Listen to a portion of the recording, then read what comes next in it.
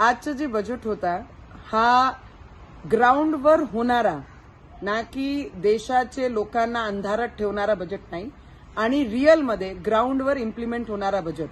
जर आपण पाहिला आदिवासीचे क्षेत्रांचे विकासपासून ग्रामीण पंतप्रधान आवास योजनाचे ग्रामीण शहरी भागाला जोडणारा आणि महिलांना लखपती बनवणारा हा बजेट. त्याच्यामध्ये आशा वर्कर पासनं ते अंगणवाडी, आशा वर्करचे येणारा भविष्य कशा ग्रो झाला पाहिजे, अंगणवाडीच्या माध्यमातून जे मुलं आहे त्यांच्या भविष्याला रिलेटेड करणारा, स्मॉल स्केल इंडस्ट्रीला मजबूत करणारा आणि टॅक्समध्ये ज्या पद्धतीने रिलीफ आमच्या देशाचे लोकांना पाहिजे त्याला खूप मोठा सपोर्ट देणारा आणि देशाचे प्रधानमंत्रीजींचं जे स्वप्न आहे 2047 पर्यंतचा बजेट हा इम्प्लिमेंट होणारा बजेट आहे. ग्राउंडवर रियालिटीमध्ये काम करणारा बजेट आहे. इन्फ्रास्ट्रक्चर या देशाचा मजबूत झाला पाहिजे त्याच्यासाठी हा बजेट आहे.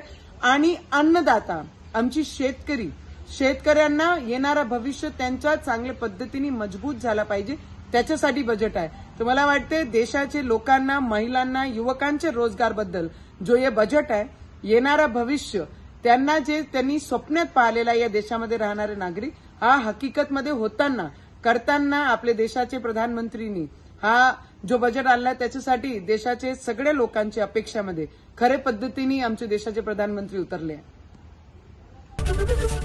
एबीपी माझा, उघडा डोळे बघा नीट.